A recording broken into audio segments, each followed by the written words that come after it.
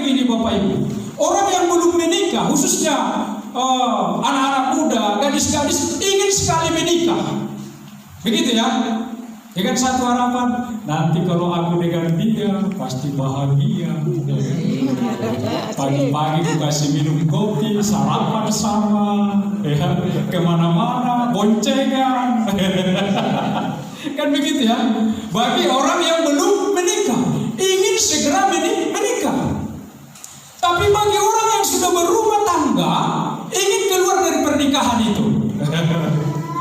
Menyesal dia berkata, kalau tahu aku dulu begini sifatmu, gak bakalan mau aku. Kan begitu ya. Ya menyesal. Padahal udah punya anak 1, 2, 3. Coba kalau bayangkan kalau terjadi perceraian, yang korban siapa? Anak-anak. Ya, kami pernah melayani seorang ibu, kalau bukan karena anak-anak yang 3 ini, udah kutinggalkan suamiku ini. Udah apa? Udah gak kuat lagi hatiku. Ya, udah sakit kali hatiku Pak Pendeta, gitu ya. Jadi bayangkan, berarti dia dalam membangun bahtera rumah tangga itu tidak menikmati yang namanya kebahagiaan. Padahal dulu kalau waktu pacaran bagaimana? Lengket kurang ya, macam perang kok. Ya. Ditelepon, sudah makan bang, gitu.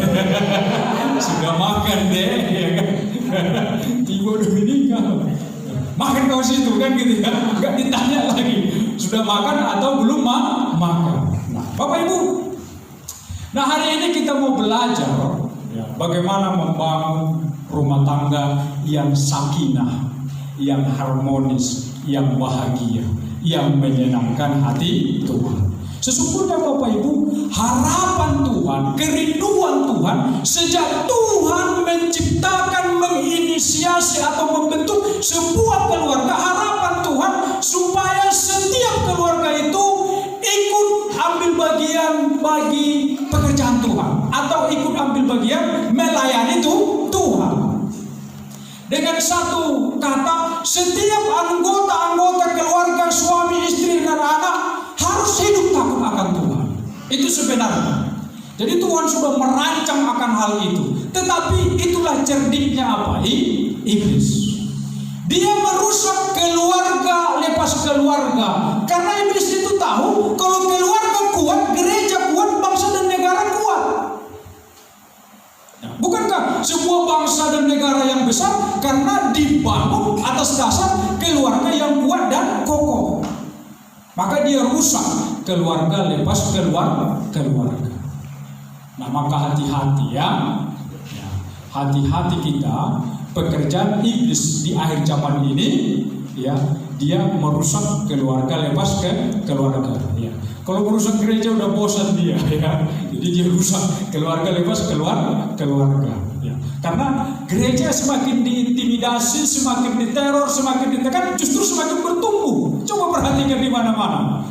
Ya, menurut fakta sejarah, di mana gereja dianiaya, diintimidasi, diteror, dibom, bahkan di sana gereja semakin bertumbuh.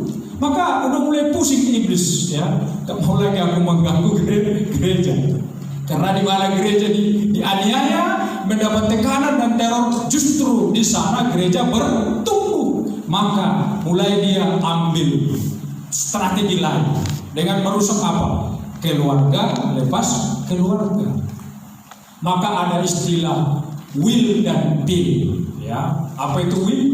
Wanita idaman lain. Till, pria idaman lain ya. Maka banyaklah terjadi di sana sini apa? Perselingkuhan ya. Jadi hati-hati ya. Nah, sebelum masuk ke ayat itu, ke topik ini, saya mau mengajak kita dulu untuk membangun pemuda-pemuda yang ada di sini. Coba buka dulu di 2 Korintus 6 ya. 2 Korintus 6 ayat 14, bahwasanya untuk membangun sebuah keluarga harus seimbang ya. Coba kita baca dulu ini sama-sama 2, 3 ya. Janganlah kamu merupakan dengan orang-orang sebab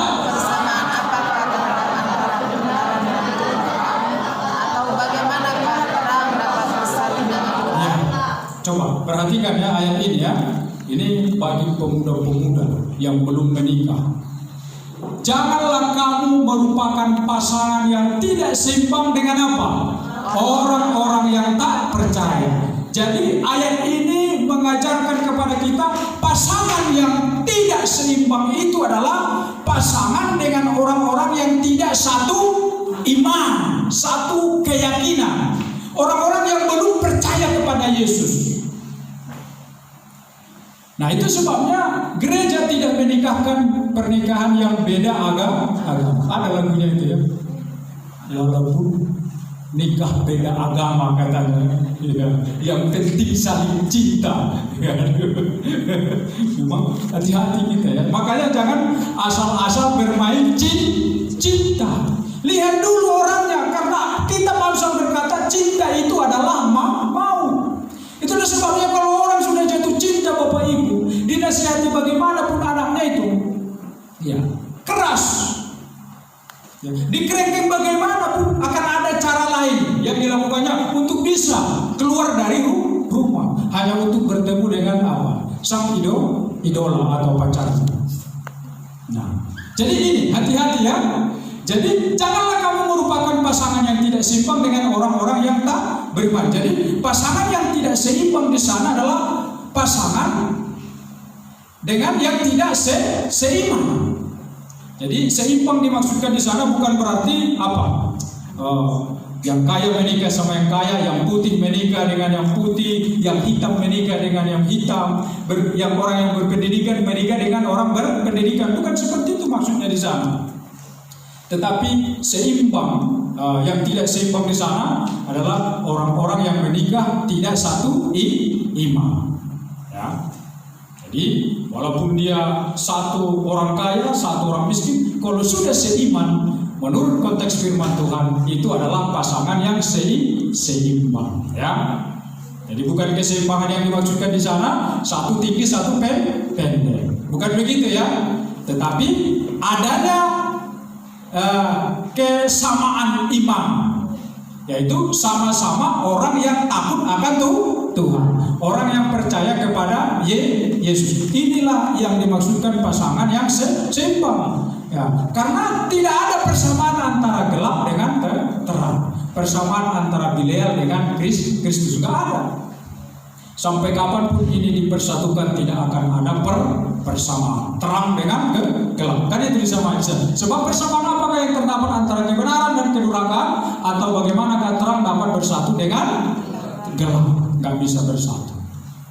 Jadi mencari pasangan, mencari jodoh, lihat dulu kriteria kerohaniannya. Takut akan Tuhan tidak?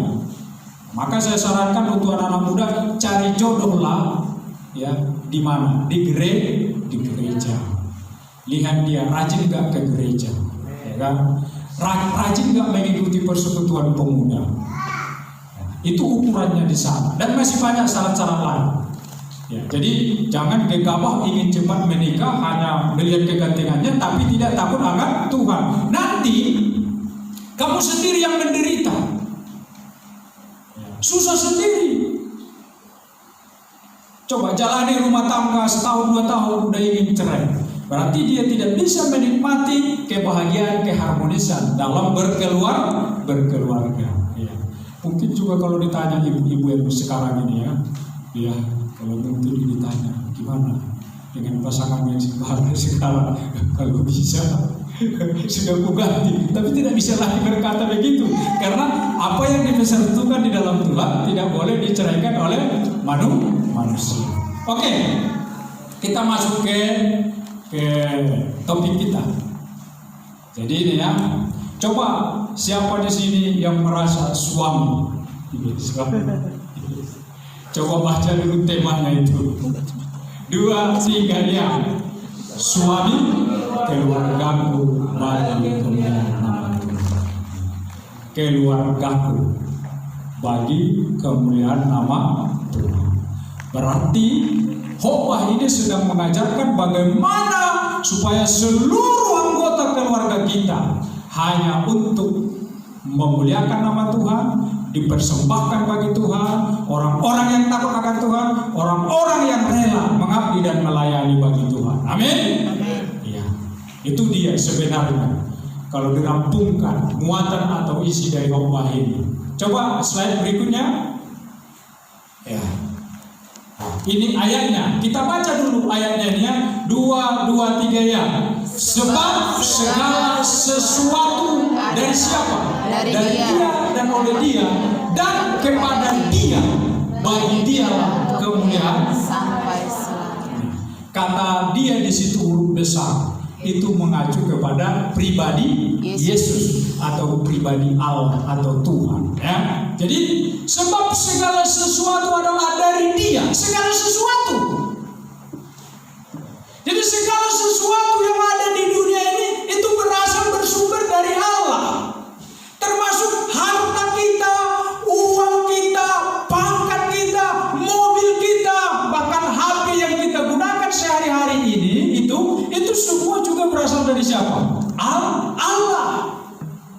Karena semua berasal dari Allah, maka segala apa yang kita punyai ini harus kita persembahkan bagi kemuliaan nama Tuhan.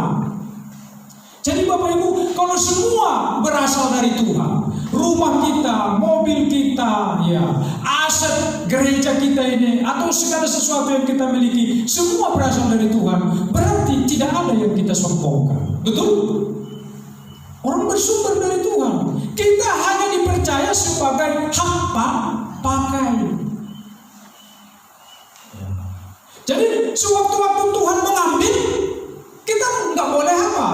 Protal atau marah sama Tuhan. Orang milik Tuhan.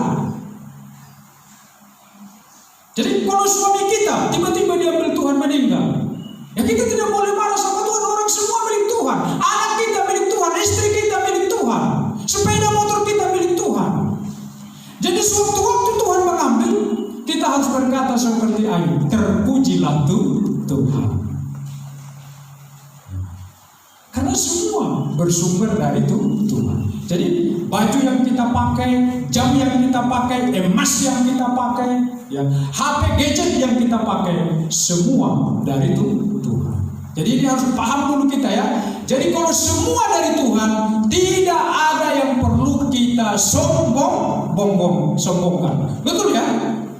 Berarti kita hanya dipakai hanya dipercaya sebagai hak pakai. Ini ya, segala sesuatu dari Tuhan atau dari Dia dan oleh Dia dan kepada Dia. Berarti segala sesuatu yang kita punya, yang kita miliki itu harus kita persembahkan kepada Dia. Itu di sana ya. Makanya di sana ada tanda panah segala sesuatu itu ya.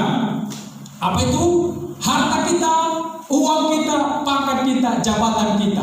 Harta, uang, pangkat, jabatan. Tapi sekarang kita spesifikkan pembahasannya segala sesuatu yang saya maksudkan di sana. Kita membahas lebih rinci pada topik apa? Keluarga. Berarti keluarga kita dari Tuhan, anak-anak kita dari Tuhan, istri kita, suami kita dari siapa? Tuhan. Tuhanlah sang pemilik atas hidup kita. Amin. Ya, jadi kalau Tuhan sang pemilik atas hidup kita, maka kita harus persembahkan keluarga kita ini hanya untuk Tuhan. Ya, masuk slide berikutnya. Ya, nah, ini pengertian keluarga. Ini semua kita tahu ya pengertian keluarga ya. Coba apa pengertian keluarga? Ya, kita baca sama-sama 2, 3 ya. Keluarga adalah unit terkecil dalam masyarakat yang terdiri dari pasangan suami istri atau suami istri dan anaknya, atau ayah dan anaknya, atau istri dan anaknya. Itulah apa? Pengertian keluarga. Berarti kita semua di sini adalah apa? Masing-masing punya keluarga. Betul ya? Anak juga punya keluarga kan? Ada orang tuanya. Atau anak kita ini mau puntak siang bulu katanya kan? Orang Batak dari mana asal mau puntak siang bulu katanya. Berarti dia gak punya keluarga, hanya sendiri. Dia lahirnya tak jolas ya, kata orang Nasab, tak jolas itu lahirnya katanya. Lahirnya dari mana? Mau puntak siang bulu ya. Jadi ini ya, jadi ini keluarga Naudin terkecil dalam masyarakat yang terdiri dari apa? Suami, istri, apalagi Anak. suami atau suami istri dengan ini udah ya, pasangan suami istri atau suami istri dan anak atau ayah dan anaknya atau istri dan anaknya. Ayah dan anaknya berarti istrinya sudah meninggal. Lalu istri dan anaknya berarti sudah janda. Kalau janda boleh nikah lagi. Kalau janda ya. Tapi biasanya kalau janda batak, kalau dia sudah punya 2 anak, dia komitmen untuk tidak menikah lagi. Biasanya ya. Tapi kita bilang kalau tidak tahan bertahan, lebih baguslah kamu menikah.